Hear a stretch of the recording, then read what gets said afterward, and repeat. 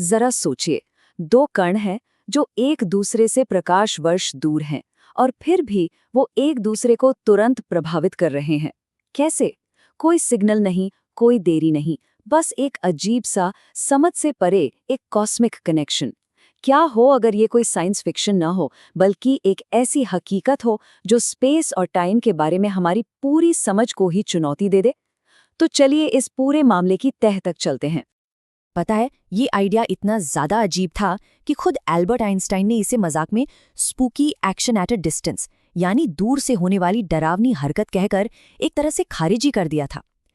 ये उस घटना के बारे में उनका बहुत ही मशहूर शक से भरा बयान था, जिसे अब हम क्वांटम एंटेंगलमेंट के नाम से जानते हैं। अब ये क्वांटम एंटेंगलमेंट थोड़ा मुश्किल लग सकता है, तो इसे समझने का एक बहुत ही आसान तरीका है दो सिक्कों वाला उदाहरण। सोचिए कि दो सिक्के हैं और उन्हें एक दूसरे से प्रकाश वर्ष की दूरी पर एक साथ उछाला जाता है। अब अगर एक सिक्के पर हेड्स आता है तो दूसरा सिक्का बिना किसी देरी के तुरंत टेल्स पर गिरेगा, और ऐसा हर बार होगा। उनके बीच कोई बातचीत नहीं हो रही, कोई सिग्नल नहीं जा रहा, फिर भी वे एक रहस्यमयी तरीके से जुड़े हुए हैं। तो इसी एंटेंगलमेंट ने फिजिक्स की दुनिया में एक बहुत बड़ी पहेली खड़ी कर दी। इसने हकीकत की दो सबसे बुनियादी धारणाओं को आमने सामने लाकर खड़ा कर दिया, जिससे वैज्ञानिकों को एक बहुत ही मुश्किल चुनाव करना पड़ा। ये दो बातें हैं, लोकैलिटी और रियलिज्म। लोकैलिटी, आसान भाषा में कहें तो इसका मतलब है कि कोई भी चीज सिर्फ अपने आसपास की चीजों से ही सीधे तौर पर प्रभावित हो सकती है। और रियलिज्म, ये वो आइडिया है कि किसी भी चीज के गुण पहले से ही तय होते हैं, भले ही हम उन्हें देखें या नापें। ये दोनों ही बातें हमारी दुनिया को देखने और समझने का एक क्लासिक तरीका है। अब यहाँ से बात असली दिलचस्प होती है। जॉन बेल के एक थ्योरम ने ये साबित कर दिया कि क्वांटम मैकेनिक्स की दुनिया लोकल रियलिज्म के इन दोनों आइडियाज के साथ चल ही नहीं सकती, और एक्सपेरिमेंट्स ने बार बार क्वांटम मैकेनिक्स को ही सही साबित किया है। तो इसका मतलब क्या हुआ? मतलब ये कि हमारी इन दो पुरानी धारणाओं में से किसी एक को तो गलत होना ही पड़ेगा। तो सवाल ये उठता है, किसे जाना होगा, लोकैलिटी को या रियलिज्म को? और इसका जो जवाब है ना, वो वाकई हैरान करने वाला है। देखिए, ज्यादातर लोग यही मान लेते हैं कि लोकैलिटी गलत होगी, यानी वो डरावनी हरकत सच में होती है। लेकिन कई फिजिक्स के जानकारों की माने तो ये सोच बिल्कुल गलत है। असल में रियलिज्म का आइडिया ही गलत साबित होता है। मतलब ये पुराना ख्याल कि चीजों में उन्हें देखने से पहले ही कुछ तय गुण होते हैं, वही गलत है। तो अगर ये कोई स्पूकी एक्शन नहीं है, तो फिर ये गहरा कनेक्शन आखिर है क्या? चलिए अब एक बहुत ही क्रांतिकारी और कह सकते हैं कि एक शानदार थ्योरी की तरफ बढ़ते हैं, जो फिजिक्स के दो बिल्कुल अलग-अलग हिस्सों को जोड़ती है। इस थ्योरी को जाना जाता है ER=EPR के नाम से। ये फिजिसिस्ट जुआन माल्दा सेना और लियोनार्ड सस्किंड का दिया हुआ एक आइडिया है। और ये आइडिया ये कहता है कि क्वांटम एंटेंगलमेंट और वर्म होल शायद एक ही चीज को बताने के दो अलग-अलग तरीके हैं। चलिए इस इक्वेशन को थोड़ा और समझते हैं। इसमें जो EPR है उसका मतलब है एंटेंगलमेंट।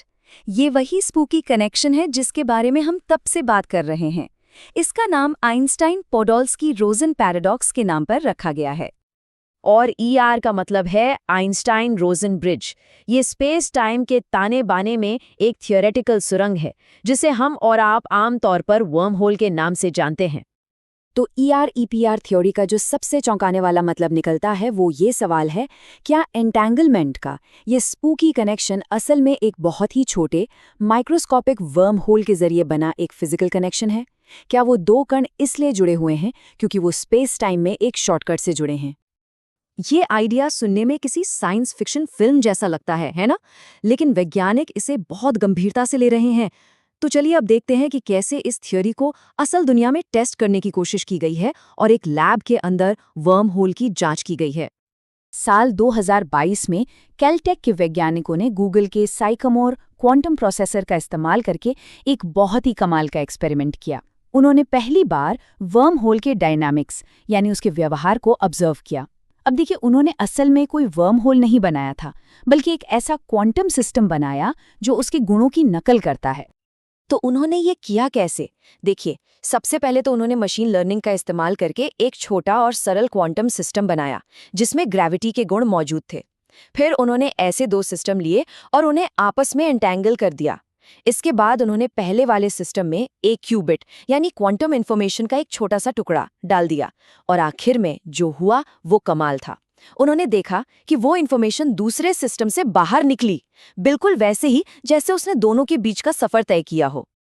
और सबसे बड़ी बात यह है कि इस एक्सपेरिमेंट ने एक ऐसे वर्म होल के खास सिग्नेचर दिखाए जिसमें से होकर गुजरा जा सकता है। लेकिन ये तभी काम करता था जब मॉडल को नेगेटिव एनर्जी के पल्स देकर खुला रखा जाता था। और ये बात थ्योरी से बिल्कुल मेल खाती है, जो कहती है कि एक वर्म होल को खुला रखने के लिए ऐसी ही अजीब फिजिक्स की जरूरत पड़ती है। ये एक्सपेरिमेंट हमें एक और भी गहरे और शायद सबसे बड़े सवाल की तरफ ले जाता है। ये कहानी सिर्फ कणों की नहीं है। क्या हो अगर स्पेस टाइम यानी हमारी हकीकत का ताना बाना खुद ही एंटेंगल्ड हो? इस आइडिया तक पहुंचने का सफर बहुत लंबा रहा है। देखिए, 1935 में आइंस्टाइन ने ईपीआर पैराडॉक्स के साथ इस पर सवाल उठाया था। फिर 1964 में बेल के थ्योरम ने इसे टेस्ट करने लायक बनाया। 2013 में ER = EPR का आइडिया सामने आया और फिर 2022 में एंटेंगलमेंट को सच साबित करने वाले एक्सपेरिमेंट्स के लिए फिजिक्स का नोबेल प्राइज दिया गया और उसी साल कैलटेक ने वर्महोल डायनामिक्स को सिमुलेट भी कर लिया। फिजिक्स की फिलोसोफर एलिस क्रूल इस बात को बहुत खूबसूरती से समझाती हैं। वो कहती हैं, अगर स्पेस टाइम मुड़ सकता है जिससे उसमें गुण आ सकते हैं, तो यकीनन अगर उसे क्वांटाइज किया जाए तो उसमें क्वांटम गुण भी हो सकता है, यानी एंटेंगलमेंट। इसका मतलब क्या है? इसका मतलब ये है कि स्पेस में हम जो दूरी महसूस करते हैं वो शायद सिर्फ एक भ्रम हो सकता है कि हकीकत का ताना बाना ही क्वांटम कनेक्शन की एक गहरी परत से बुना गया हो, जहां दूरी जैसी किसी चीज का कोई मतलब ही ना हो। तो आखिर में ये हमें एक बहुत बड़े सवाल के साथ छोड़ जाता है। अगर हमारा ब्रह्मांड सच में एंटेंगलमेंट के इस छिपे हुए जाल से जुड़ा है, तो हकीकत की असल प्रकृति के लिए इसका सही मतलब क्या है?